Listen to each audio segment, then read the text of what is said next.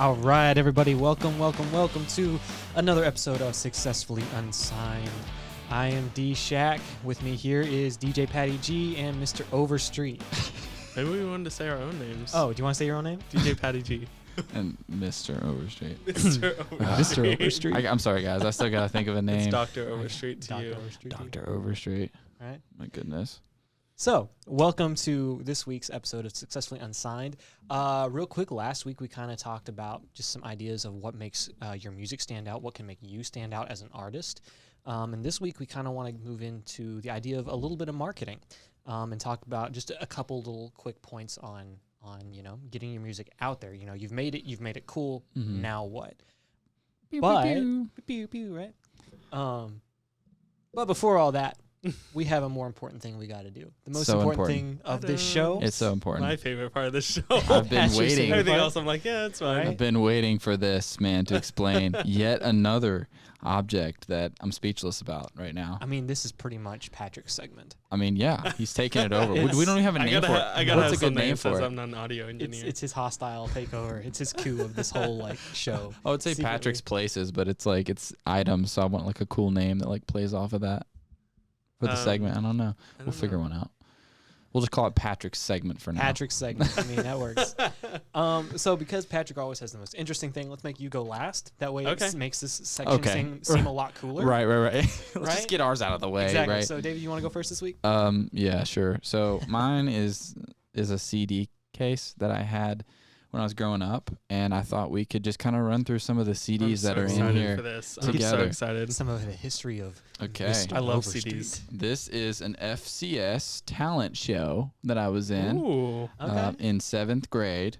Can we get a Is sample? that the performing arts school you went to, or no? No, this is much more underwhelming school. But yes, I played in this talent show in 7th grade, and it was horrible. And I'm thinking about destroying this immediately after the show. Can I get a Absolutely not. copy for Yeah. research purposes? For research purposes, For research? if you can dig it out of the trash and put it back together after I destroy it, then yes, Hey, you can. if he shows that, then we get to show your YouTube video. Oh, no. So, rethought All that. right. So moving on. Okay, so this is a CD just titled Day Jams. I don't know what I was thinking Nice. there. DAE? DAE, Day Okay. Jams. Day. Don't know It's what like that Ray is. Random green CD. I burned a lot of CDs when I was growing up. I don't John Mayer Continuum, my favorite Great. album. Jonas Brothers. Yes. A little bit longer. Okay. Random CD. Disney Mania 4. What's that one I right love next to that. it, though? This is a very merry kids bop. That one's a little more rough. Very merry kids bop. Yeah, I didn't listen to it. Please tell me you learned the covers. What? Please tell me you learned the covers of those songs. I did not. It was next on my to-do list, but another kids bop. Kelly Clarkson. Ugh. Okay. Awesome. Yeah, it was kind of lame. I don't know what these are. More random CDs. This one was my sister's. It literally just says number 7 is the best. Toby Mac. Yes, Toby Mac. Okay. That was good. Yeah, another Day Jams. Again, the naming is impeccable here. High School Musical. Oh, and now we're talking. High School Now we're Musical. talking. David. Yes. And then a Learn Yes. How to Play Guitar First Act CD, Aw. which I never Okay. watched. But that's okay. That explains a lot of things. And then Third Day, Christian band. And then Jet, Get Born was a really good album by them. So, yeah, that is it for mine. Were all these stolen off Napster? I mean, I noticed you burned all of them. So. Most of them, yeah. I know. Most of them were illegal. So I mean, I get that. Yeah. I was part of that YouTube. You know. I think we all were at some point. I was using. I remember at one point I was using Napster, and I thought it was completely okay, and then it was just no, it's not. We're taking it down. So it's okay. Don't do this at home, kids. Don't do it. We admit nothing. P2P. Yep. So Dale? mine is not necessarily that much of a history piece and an iconic relic of your past. Okay. I still want that first CD. Okay. Mine comes in the form of a little button. Okay. My sister gave this to me, I think, for Christmas or something like that. I'm not really sure why. I don't remember. There's probably a story. He bought it yesterday. I know, really.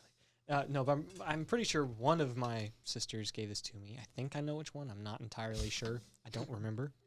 I don't remember exactly why. So if you're listening, He didn't. just pretend that I do know why, and you can tell me later and fill me in. He didn't value the gift enough to remember it. No, I thought it was really cool. It's one of the few that I kept. I threw everything else away. I'm just playing. I didn't do that. But it's a no button, right? It's these really cringy. What? It stopped. It sounds like Are the batteries dying? it sounds like someone's having a psychotic break and they caught it in a button. There we go. Right? So for me, That is me to my dogs every day. so the reason I brought this is I keep this on my desk, my producer desk at home for like, whether it's mixing or whatever, in the hopes that someday I can bring in an artist and they're playing, and of course, be friends with them. It's all cool. It's all in jokes. It's all in jest. Yeah. But I just want them to play something so bad I can just go over there and like, hey man.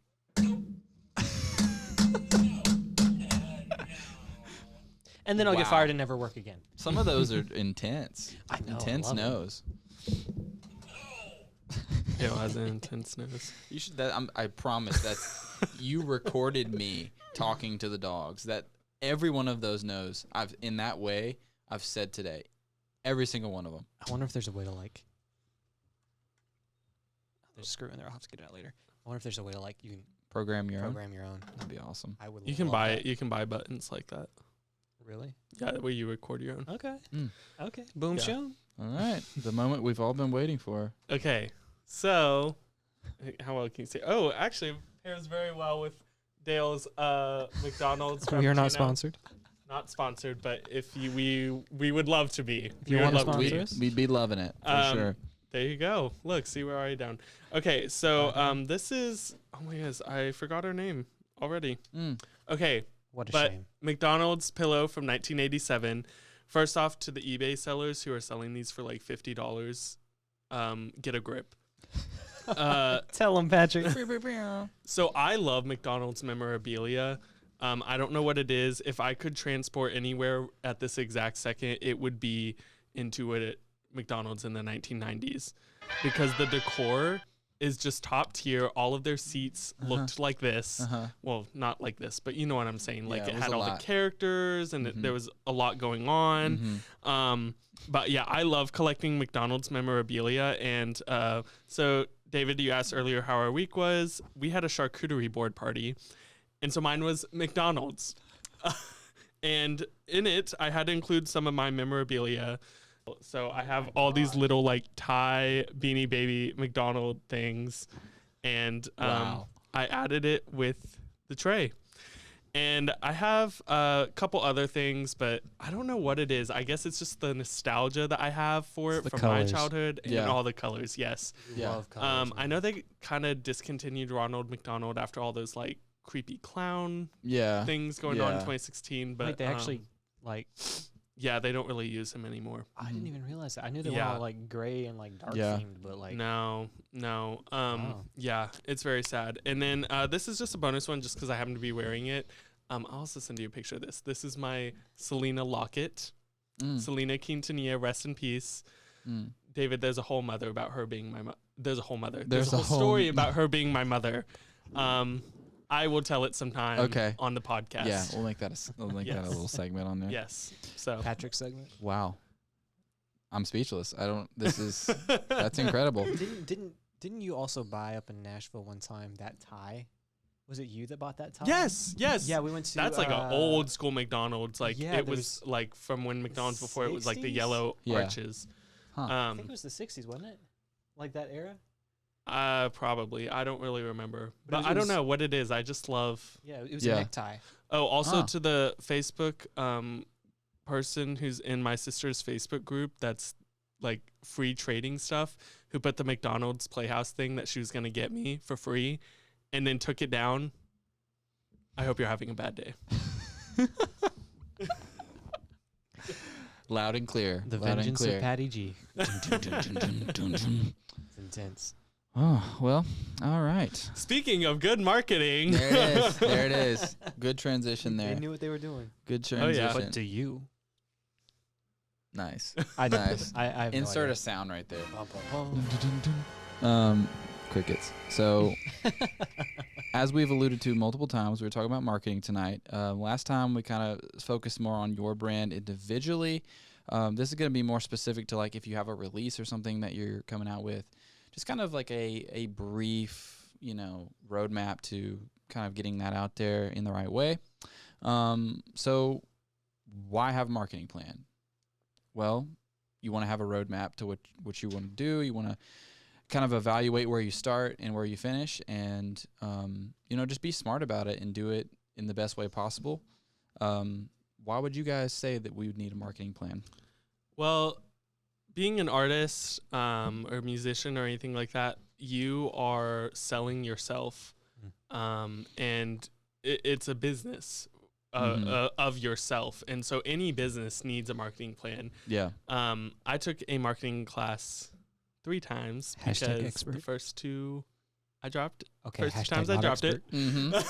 Wait, so you were in there for like a month and then you dropped it, or a month and a half? Or something? I don't remember how long it was for each time, but both times it was like, wow. So at the end, when I had to take it for my minor, and the marketing project, it's like just one long marketing project, no tests, no anything else. Okay. And it's like, but mine was like 40 something pages long. Good night.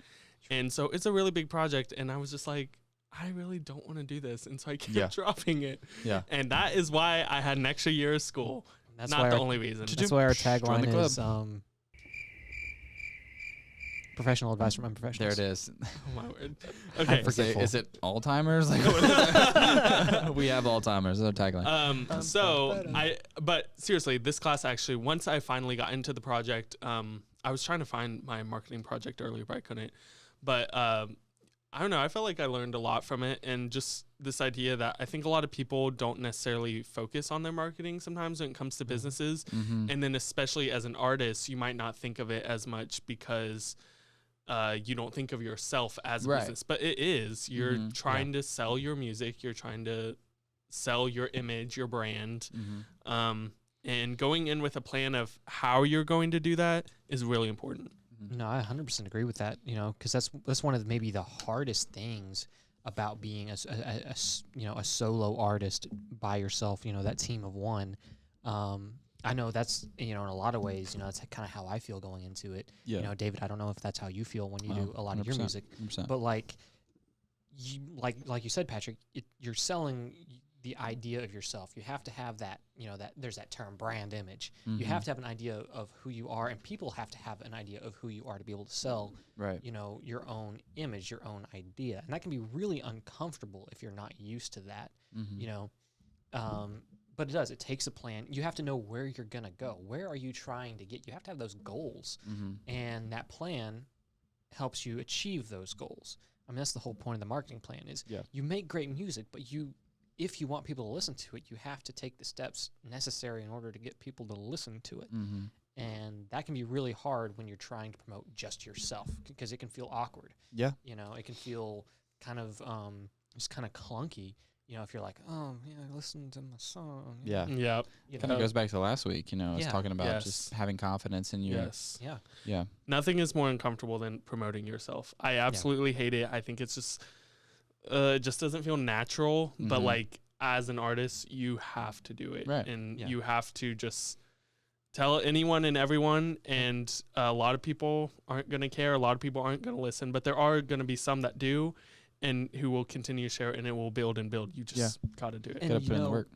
Part of that, and I don't know if we'll end up really getting into this part or not tonight, because it's a whole thing of its own, is your target audience. Who are you trying to reach? Yeah. Because like you said, some people are going to listen and they're going to love it, and then some people are going to listen and they're going to not care, and then there's going to be some people that listen and then they hate it. Right. You got to find the people that are going to like your music. You have to find that audience that's going to enjoy what you make, because you can't just pitch it out to everybody, because as much as, I think my music is awesome and the best music on the face of the planet, and it's better than Michael Jackson, and it's better than all these other, I don't, but, Bold statement made by DShack. But I'm saying, like, you can believe all of that, right? You can believe all of that. Yeah. But when it comes down to it, not everyone's going to like it. Yeah. And you have to accept that fact. Mm-hmm. And that's okay. Your music is not meant for everybody. You got to find who it's meant for. You got to find them. Yeah. That's who you got to find. Yeah, there's like 10% on the end who like are only going to listen to what they listen to. There's 10% on the other end that, just listen to everything always. And then there's that middle group of people that are like open to like trying new artists at a consistent basis. Like I know for me, it's like, there are many times that I've made releases and I haven't marketed them well. And I'm like, why aren't they doing well? Because I just start like 2 weeks in, and it's just like 2 weeks before the release and it's just not the way you're supposed to do it. If nobody knows about it, how are they going to listen? Exactly. So I think that's a good point. I think another thing is like, what are your strengths, weaknesses? What are some opportunities and threats? Like SWOT analysis. The big business. The big business. So, I mean, as an artist, you should be aware of your strengths and weaknesses just in general. But what would be some threats that you guys would say that would kind of, be there when you're trying to market yourself or like release something? I'd say the number one threat is self-doubt. Mm-hmm. Honestly, I mean, maybe you throw that in the weaknesses category. I don't know. But to me, the number one thought is self-doubt. Mm-hmm. The idea that, oh, man, nobody's going to like this. Or, oh, I'm not ready. Yeah. That's a big one. For a lot of artists, taking that leap of putting your first music out there, like to the world. Or maybe you've already put some out there and you're like, ooh, it's not that good. Like I go back and listen to my old recordings and I'm like, they're not that good. Maybe I shouldn't put it out there. But at the end of the day, you still take that step. And you can't doubt yourself. Yeah. That's a very real threat, is your own mental, confidence. Yeah. So I think, I guess thinking more for me, like kind of, like kind of some of the hurdles that you have to go through when it comes to marketing yourself, like in business aspect, I guess it'd be more kind of like new technology or like having to adapt to certain platforms. Like we mentioned, TikTok is like a big thing now. And if you're not on TikTok and you want to kind of promote yourself, it's going to be kind of, you might want to see about maybe getting one, because that's where everything is now. It's where, you kind of have to follow the trends, and that can be a challenge if you kind of are stuck in, if you're not willing to adapt, So I think that's a big one, like trying to adapt. And that doesn't mean throwing away everything else. Sure. That means adding something, a new tool to your arsenal. Like you don't, only do TikTok. Yeah. Some people have success really only doing TikTok, but the majority of people, that's another tool. It's another outlet. It's a big one right now. Yeah. But like, you can't, you also want to be aware that you have to do more than just one thing. You don't want to put all your eggs in one basket. Yeah. But you do have to go where people are going to listen. Sure. Patrick, do you have any threats that you think would be? Watch yourself. How scary. It was a threat. I don't have any other threats. I was trying to think. I guess this kind of goes with self-doubt, just like motivation maybe. But I think where you're thinking is more along the ends of like business side of what a SWOT analysis would be of adapting, like new platforms, new technology, just that kind of thing. Yeah. Also, just like I think not properly like budgeting when it comes to like that is a good one. That is a good one. Not really doing research into like what things cost and like getting to the point, and then you're like, oh, like I don't think, you know what I mean? So and that kind of takes us into our next thing. It's like where am I now? Where do I want to go? One of those things that you have to do at the beginning is that financial kind of planning and that aspect of it. Like how much are you willing to spend? And how much work are you going to put into it once you spend the money, And so the process really begins with just the promotion, like getting people that first initial push. I think we had mentioned last time like some ideas about on social media how you could do that, like posting just like an orange square or like a yellow square or something like that, and having like a caption, or you had some of your meme stuff going on for your release. Definitely, I've learned like stories are cool, but definitely like you want to post something, have something on your profile. You obviously, before you start any of this, you want to have a website ready to go. You want to have a social media, just like, even if you don't have a lot of following, just make sure it looks aesthetically pleasing. Yeah. Have a few videos on there, just like have that release, or not the release, but have some like demos or something for people to kind of get a taste. Yep. Just having like a link tree, like a lot of people have that you can follow too, and it goes to all their different stuff. So I think that's the first step. And literally it can be easy as like teasing, like shows. If you play shows, just teasing the release. Yeah. Like playing a single from, if it's an album, play a single at one of the shows, kind of give it like an exclusive feel. If you have merch, I know, you could do Spotify pre-save type stuff. Yep. When I go through CD Baby for my distribution, they do like download cards that they send you, and that's kind of a little outdated now, but they used to send me like a ton of download cards, and so at shows I'll just like pass those out to people, and they could go to CD Baby and download it for free, that kind of thing. So be creative. Exactly. There's been some shows I've gone to that, I mean, the people are just doing creative things to make you want to come back, or maybe even not want to come back, but just something that's memorable. Like, you did what? Yeah. It's like the first time probably a guitarist threw a guitar pick out in the audience, people be like, whoa, yeah, he threw his guitar pick at me. Mm-hmm. Or like there's one show, I didn't personally get to go to this. I went to a show afterwards at the same venue, and I knew the guy that ran the venue, and he kept one of them. One of the bands, they did something kind of cool. It was a little odd and kind of left field, and I don't know that it really related to anything that was happening on set or even in the songs, but they had these like little miniature babies. Yeah. They were like this big. Yeah. Patrick, you might turn it into a necklace, right? I have a miniature baby necklace. I thought you knew that.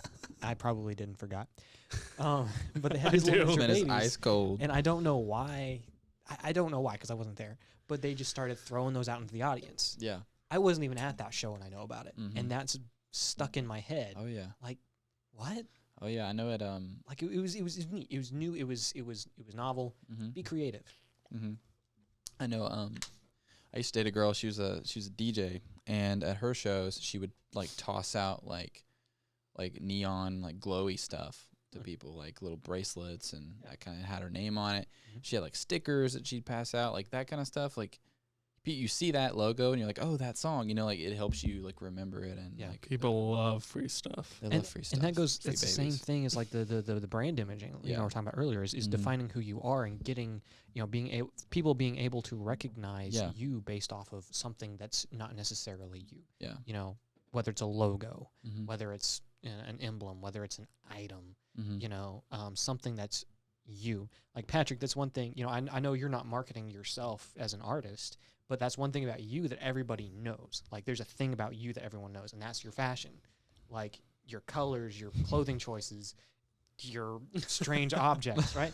You have a very clear brand image, and I don't know that for you is like, I want to create a brand image. Like I don't think that's been intentional for you from, just knowing you, but that's who you are, and everybody knows and can quickly identify you by that. Right. And so for the artists or the engineers or the whatever you are trying to market yourself, make sure it's a clear idea of who you are. Get that logo. Throw that free stuff out there. Yeah. But when you do, make sure your name's attached. Yeah. You got to have your name attached to stuff. Like I remember I was in one class and we were doing pitches about to a teacher. We were bringing in artists, and we had to pitch these artists like, hey, let me produce this person. And afterwards, one of the things he commented on, he's like, all of you did there's like 12 of us. He's like, all of you came up and gave your pitches to about these artists to me, and he approved all of them. But he's like, but you know what? All but like 2 of these cases, he's like, I wouldn't call a single one of you producers back except for these 2. We're like, wait, what? What? He's like, yeah. He's like, I don't even know who you are based on these pitches. You gave me this stuff, but only 2 of the 12 of us put our names on our own things. Like, we made PowerPoints, we made the teaching moment right there. Yeah. We made 3 or 4 page statements, one sheets, song outlines. We made all of this information about, the artist, this is so cool. Yeah. He's like, yeah, I know, I just go to the artist. I wouldn't bother talking to you because I don't even know who you are anymore. Right. Make sure your name is on things. Yeah. Otherwise, even if it's just a promo picture, that's something that I realized the other day. I've been posting this stuff on my own, but my name's not attached. Yeah. I'm sure it's under my profile, but people don't always look at who posts. Yeah. You know, put your name on that stuff, Mm-hmm. even if it's just in good. the corner. Yeah. It's good. So I guess next we'll move into a very, very fun aspect of marketing, which is sales. Yeah, David gave me this portion, and so I took. Thank you for clarifying that. He gave me this portion, and I was like, "Give me work to do." Sales. Homework. I had my major was media management, and so shout out to no, it's not. Shout out to Dr. Henson. Best professor I ever had. I had him for like 4 different classes, but he taught media sales, and so many times, even outside of that class, he would always talk about the most important thing is sales in any business, of course. And so the same thing goes for as an artist, you know, how you're going to do your sales. Obviously, that looks a little different than it would in a business, but just figuring out, okay, how do I, you know, sell myself to people, and kind of like how you were talking, how much money are you willing to spend? And I think all of this, this entire episode can just like be boiled down to one word, just research and talking to other people, figuring out, okay, how much should I be spending? Obviously, it's going to vary person to person, but still talk to other artists, talk to other people just in the industry. If you are in school, talk to your professors, and just figuring out, you know, what am I able to purchase? What am I able to buy that's going to help me out and help promote myself as an artist? I had a podcast many years ago, and we literally just put it on YouTube because I was like, I don't know where else to put it. And meanwhile, like, I was like, oh, I didn't realize you had to like pay to put yourself on like Spotify and SoundCloud and other places. Just because I don't know, I'm not in the music industry, so I don't really think about that kind of thing. Yeah. But some things that I think maybe people just don't really think about, you know, the big thing is you gotta spend money to make money. And so just kind of realizing, especially at the beginning, you are going to have to spend money just to get your name out there, and you ain't going to be making much money. Yeah. Nope, you're not going to make money for quite a while. Yeah. But you have to be okay with that. And that's why, you know, as an artist, you have to love what you do. Yeah. You know, don't go into it with the idea of, oh, I'm going to make a ton of money. Go into it with the idea of no. You ain't. You know, because you're not. You know, you're going to pay a lot. But like you said, you have to spend money to make money. But go into it with the love of what you're doing. Oh, yeah. Yeah. And I think, you know, as far as like distribution, I think, you know, there are plenty of like really good digital distributors, right? Like you do CD Baby, like DistroKid, all of those. And, you know, it's pretty affordable, you know, especially if you want to do a single, it goes everywhere. And you, like I said, you can add download cards, you can do like pre-save links, you can, you know, you can do all this kind of stuff that is available to you. You just have to plan it out accordingly. Yeah, and when you're making that first time decision of putting your music out there, like Patrick said, research what you're doing. You know, look into the different ones. You know, look into DistroKid, look into CD Baby, look into. There's like 4 or 5 others, you know, that are really good. Isn't SoundCloud doing some now too? They might be. I'm not sure. There's been a couple new recent developments that have apparently been really good. I haven't looked into them personally, but like look into each of them, because not all of them are good for everybody. Like for me, you know, what I wanted to do, DistroKid looked like a great deal, you know, for what I wanted to do. Yeah. But you know, when you got into it, CD Baby, you know, was for you. What struck you as like, hey, that's the deal I like. Yeah. You know, so do your own research and, you know, get input from other people. But at the end of the day, you got to make the decision based off of your own situation. Yeah, and also like this kind of goes back to planning. Understand that first of all, you need to be happy with your mix, be happy with the product, right, before you distribute it. Yes. Because if you decide that you listen to it again after you've already posted it and you don't like something, good luck. It's up. You know what I mean? And I mean, there are ways to take it down, but you go through all the trouble. I would hate for you to get the release out, put in all the work and effort, and then listen to it and be like, I hate it, you know, because you didn't listen to it on anything other than your car speakers. You know what I mean? Like, so you need to make sure that's locked in, and understand also that it takes some time for it to be approved, and there could be some reasons that they send it back and be like, hey, we need this or this, or you don't have the correct songwriter on it. Especially if you have other writers on the song, it just adds layers to it. So as far as distribution goes, you want to make sure that you are good with everything. You want to make sure you put a lot of time between when you're posting it to CD Baby or DistroKid or whatever and when it's releasing. Yeah. You want to make sure you're putting it, you're not pushing the timeline up. Yeah. That needs to be done first. Like, you need to go ahead and post that track first and then set a date and then do everything else. So just in case it rolls back, so. Yeah, because I think, for DistroKid, their recommended minimum time is, I think, 4 weeks. Yeah. From when you send them the track to when they say, okay, we can get it to everybody. Yeah. But even then at 4 weeks, there's a chance that they, like you said, that they need more time. Yeah. So some distributors don't get it. Like, they don't all get it at the same time. Like, iTunes takes longer than Spotify, that kind of thing. So yeah, and some of them are really quick, some of them are really slow. Like you said, that's something you have to be aware of. And so don't get to the end and then rush your final push. Yeah. But also what that does is it gives you, or it can, if you choose to do it this way, it can give you a mental, like, okay, I've submitted it, I'm done, I've sent that off, and now is the time, if you haven't already been doing it, which you really should. But at that point, those 4 weeks or those 6 weeks or those however long you're waiting, then you really need to be pushing your song or your album full throttle. I mean, that's one of the most critical times before is right before that release, those weeks leading up to it, letting people know, hey, I got a song, got an album, get ready, go listen. It drops on such and such date. Yeah.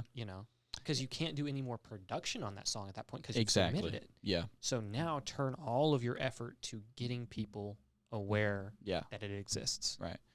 You also want to make sure that you pay attention to the analytics as well on those sites, because that doesn't just tell you what your sales are. It tells you where people are listening to your music. It tells you, I think it tells you what, like, demographics are listening. Depending on your website, yeah. Some websites list, like, income. It's like broken down into, like, parts of the country, like higher income places versus lower income. That's cool. Yeah, it's really cool. I didn't know about that. I know that it does that for, like, podcasts too, but it does it also in CD Baby. So keep track of all that stuff. Yeah. Keep track of how, like, your sales are doing on there, understanding that most of your money is going to be made from merch or live shows, that kind of thing. But it's a nice little supplement, to the income. But as far as sales go, those are the main points. Yeah, I like how you gave me that section. Y'all know way more about it than me. No. This is a team effort, bro. It's a team effort, yeah. But, and plus, you were like, David gave me this, so I guess we'll talk about it. But, like you said, though, pay attention to those analytics, because that can give you an idea of who, it gives you an idea at least of who is listening to your music consistently. And that gives you an idea of who your target audience maybe should be. If I'm singing smooth, soft love ballads, but I'm marketing myself to, 50-year-old men, maybe I'm marketing to the wrong people. I mean, I don't know. 50-year-old men need love. They do. It's true. But maybe midlife crisis, But if I'm running like a straight pop ballad, like on all my songs, and that's who I'm marketing to, that might not be who I should be marketing to. Those analytics might show. And that group's not really listening, but another group is. And you can edit your plan, as far as after the release. If you see how it's doing, you can kind of start to edit your plan a little bit, start to, like, make adjustments, even when it's out, and, like, as far as your social media. You should be editing your plan. I mean, it's just one of those things where, constantly, what can I work on? What can I do better? I mean, that's a general life rule, but, like, especially in the marketing class, he just always talked about, always, here's what you can fix, here's what you should fix, and just constantly up till as much as you can work on it. And then even after that, like you said, okay, so for the next song or album I release, how can I do this differently? Yeah. So next element, publicity. Mr. Dale. That's the section that David gave me. Oh, God. Please stop. Please stop. Sorry, Mr. Overstreet. That doesn't make it any better. I'm slowly becoming a professor. Just Professor Overstreet. Oh my God. Told me in my notes the things I was supposed to say today. Publicity. I don't So publicity, getting, where do you take your music? It kind of goes back to kind of what I was saying there a moment ago is if you know who would want to listen to your music, take it to them first. Find that group, take it to them first, but you don't always know that, and so you can go to various places to get your music out there. We've talked before, I think, about Submit Hub was one that, that you recommended to me. And I've personally had some successes through that. That's one place, if you're doing like online streaming of your music. But really one of the best things is still just getting out there and, going back to the roots and being somewhere physically in person, play your music, talk to people about your music. Even if you don't, even if you go somewhere and don't play, maybe you go to somebody else's show, go to a local show and talk to people like, hey, I'm an artist too. Get your name out there. Have some business cards or something, have something with your name on it. You hand them. Just completely overrun their show. Like just jump up on stage and start playing. Pretty much. Yeah. No, but like go and talk to people. And because those circles, maybe they already have a circle of people that are listening to them, and you've already found a group of people that want new music, especially if you're going to local shows of small artists. Those people want new music from local artists. Right. So they're already there. Go to them. And that can be, you don't think about that as publicity, but that's a part of it is go to the people that want to hear your music or that might want to hear your music. Yeah. Shake their hand, say, hey, I'm so-and-so. I got some stuff too.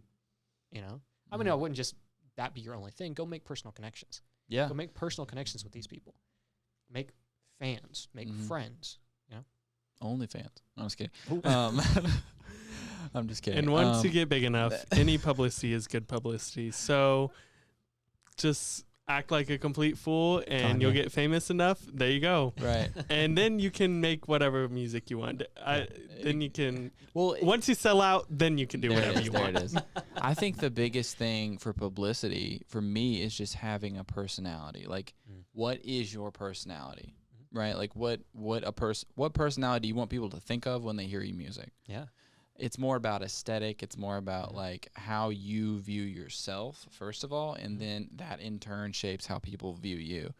So, it could be something as little as like how you dress at a show. Yeah. That makes a big difference. That makes a huge difference. Seeing you on stage being like, he's just kind of wearing a white t-shirt and jeans and like, does he care? Black t-shirt and like, hey, shut up, Patrick. One of the things I think about though is and a great example of that is think about Johnny Cash. He was known as the Man in Black because he was, to my knowledge, one of the first to do that. Everyone else they wore suits or maybe they wore this or maybe they wore that. Yeah. They wore shows at that point, depending on the genre, were often maybe a little bit nicer events. He came in and he dressed in black. That became iconic for him. Now, since then, like every drummer everywhere wears all black for every show. Yeah. Right? Any backing band for a solo artist seems like they only wear all black. That's become a thing now, so you can't really steal that because it's become so normal. But find some way, like you said, clothing is a great way. Whether it's emblem, an icon, a piece of clothing, an item, whatever it is, make something that people can relate to you. Yeah. One of my other jobs, for the people that don't know, I work at a jazz club in downtown Nashville, and Victor Wooten's brother, Reggie, comes in. Wedgie Wooten. Reggie comes in. He plays with his band like once a week, once every 2 weeks, and there are shows that I've seen that are really good from them, and then there are shows that are really bad, but every single time it sells out. Why? It's because of their personality. It's because of how they are on stage. Literally, this man came up to the bar, put his guitar down flat on the bar during a show, and started hitting it like a drum. And the bass player was on the other end of the stage doing the same thing. Somehow it was like to the tune of a song. I don't know how they were able to do it. It was insane. It was crazy. I was laughing so hard, but like it just gave them personality, and it makes you remember them and like their performance. Me and Dale went to a Chevelle concert a couple years ago. I probably a couple weeks before that, like I had heard of them, but I did not know any Chevelle songs, and I even at the concert could not tell you a single song that they played or the lyrics or any of it, but it was one of the best concerts I've ever been to because it was just the energy in there. And obviously the audience helps. Yeah. That was our first mosh pit as well, so that also helps. That was fun. That's cute. Like, just, I don't know, just the energy of a show is just really going to take it. And for me, the fashion is a big deal. When I see someone who's dressed in a fun way, I am already looking at them. You know, one of the things you have to remember as an artist that's performing is that a show, you know, a concert isn't just about music. It's entertainment. That's why we call it part of the entertainment industry. You have to entertain. You know, there's very few artists nowadays that can get up and just play a song and people go crazy. I mean, there's a handful, but by and large, most can't do that. You have to get up there and entertain the people. You got to give a show. Alice Cooper is one of the most famous rock stars for doing that. I mean, his thing is full of theatrics. I've never seen one of his shows, but I've seen pictures here and there. You know, the man brings out a guillotine and like straight up like in the middle of the show. That's like part of his set is he has a giant guillotine. And you're like, you know, it's very theatrical. It is a experience, right? And that's one of the things that separates, you know, some of the big acts that are touring right now to just your local shows is how is theatrics. And it doesn't have to be some giant crazy big budget thing in some stadium. You know, you can do small things at a local place and make it fun, like turning your guitar sideways and right, you know, that's part of the show. You can do things to make stuff fun. You know, I like, there was one show up 7 Year Witch or 7 Year Itch. I'm not sure. I can't remember. Movie. 7 Year Itch is a movie. Okay, well, 7 Year Witch maybe, or 12 Year Witch. I don't know. Sound right. Something like that. Okay, there was a band that was an opener for another band that I went to here just earlier this year, and the dude, like, in between the songs and sometimes in the middle of the songs, the lead singer had this thing where he would just like give the entire audience a stank face, like he like stare him down like that, and it was so again? Funny. What was the face? Okay. It was so funny. It was hilarious. But it was character. It became a thing. And I'm like, oh, yeah, I remember that. That was fun. That was funny. Yeah. Couldn't tell you a thing about their music, but right. It's so again, it's part of the experience. But I'm saying that to say that it was entertaining, and I would go back and listen to them again. I'd go watch them again live. Cool.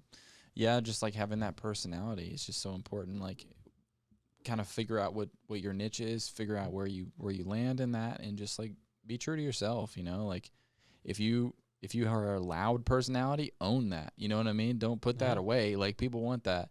If you're more kind of like tamed and quiet, find a way to use that and like, you know, market that. You know, there are plenty of ways to do that. Well, this kind of goes into something that I know we want to talk a little bit about. You had in the notes grassroots marketing, and I had to look that up. So obviously I'm not that great with marketing, but just this idea of focusing on that niche group and finding, you know, kind of who your people are. And when you find those people love to be part of something special. People love to be part of this intimate, unique thing. I mean, you always hear when an artist goes big, oh, well, I've been listening to them since before they were big. Right. First off, if you do that, please just shut up. No one cares. But seriously, like, tell it how it is. Like it's like they're VIPs or something. Literally, yeah. But it is true that it just, people love to feel that. And so if you can make people feel that way, if you can kind of find your niche of people and just think about the kind of people that you hang out with in general. And so usually you can kind of pick out, okay, this is a person that I would hang out with just on first impression, whether you've talked to them or not. And so kind of figuring that out and targeting toward them, and like Dale said, talking to them. And, you know, if you are a little more on the younger side, you can go talk to older people, but find your audience of people that you know are actually probably going to listen to you. Right. And that kind of takes us into the last aspect, which is just like the advertising portion of it. Once it's already out and you've done all the pre-stuff, it's already out.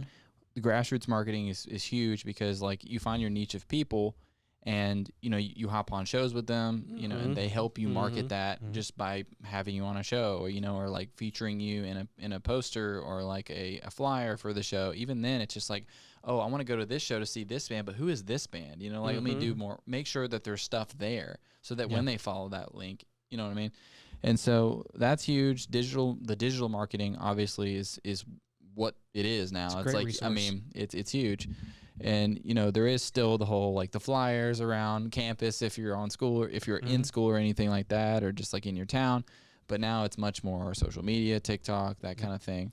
And once again, the biggest thing is just being consistent with that. And you can't be posting every 2 weeks and hoping for the best. You gotta be posting at least twice a week, if not every day, every other day. Be borderline annoying. Yes, because one of the best best pieces of advice I ever heard on that subject was the people that want to.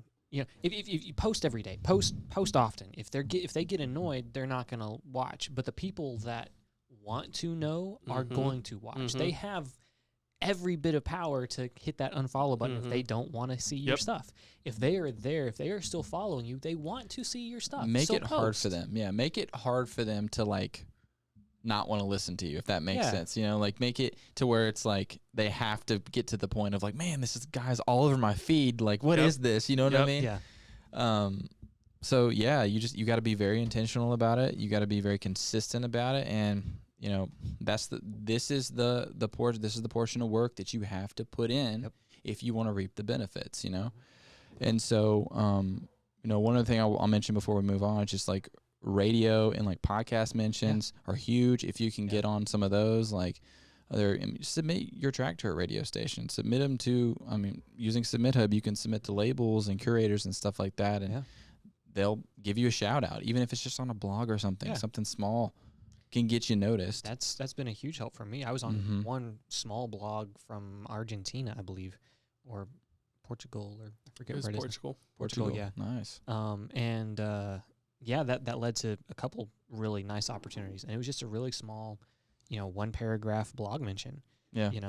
But like you said, go on those digital places. Go on Spotify or Apple Music or wherever and find playlists that you think fit with your stuff. A lot of times, there's a way to find out the people who run those. Email them. Yeah. DM them on Instagram. Do whatever. There's ways to contact them. Yeah, and even just them seeing that you're being intentional about it, they'll be like, "All right, man, I'll help you out." Yep. Like, exactly. Maybe like 5 out of 10 are going to be that way, maybe more, but most people want to help other people out. Right. Most people empathize with that, and they see that you're putting in the work and the effort, and they want to help. And so to kind of wrap up for today, in summary, when you sit down and you have this marketing plan in front of you, these are some things that you should have in it. Basic info about who you are in your release, huge. Timetable of the promotional elements that you want. Make sure they're coordinated. I would definitely, what would you say? Probably like 4 to 6 months would be a good timetable from like when you start to the release, or maybe 3 months. Depends on the size of your production. Are you doing a single versus an album? If it's a single. If it's a single, take your time. Especially if it's early on. Yeah. Take your time and make sure it's done right. Right. So whether it's 3 months, whether it's 4 months, whether it's 6 months, it's okay to spend that time. Because also during that time, while you're working on that and you've got that song finished maybe and you're starting to market it, you can start working on your other stuff too. And as soon as it drops, you can start teasing other things. Keep that ball rolling. Yeah. And, keep people aware that you have content, But yeah. Yeah. And then I think, sitting down and making a chart of the financial aspect is important. Make sure you don't leave that out. Definitely find out what you need to spend or could possibly spend. Leave some headroom there for yourself. And then just like your sales goals and then like shipment quantities and stuff like that. If you're doing like merch or anything like that, just making sure that you have all of that squared away. And, hopefully you'll get to the point where you can just hire someone to do all of this. Yep. But until then, it's, And you have your public breakdown. But it's okay. This man is obsessed. As far as merch is concerned, anytime you go to a show, if you're playing at a show, bring something. Yeah. I'm very much guilty of not bringing anything. I was gonna say, what have you I've never brought anything. But to the other shows I've been to, I realized bring something. Yeah. Whether you go to Walmart and buy plain white tees and scribble on them. One band did that and I loved it. It was great. Yeah. Or whether you just go buy a pack of CDs and burn your own CDs. that stuff's cheap. You can buy a CD burner on Amazon for $30. Right. And then Sharpie in like, oh, hey, here's some demos. And then people feel like they're part of that exclusive club. I have special demos that are only sold on CD It's true. from so-and-so. That is true. You know? Special demos. Special demos for special people. All right, guys, we're going to wrap this one up for today. I think we threw a lot at you once again, but we are here for you with our unprofessional advice.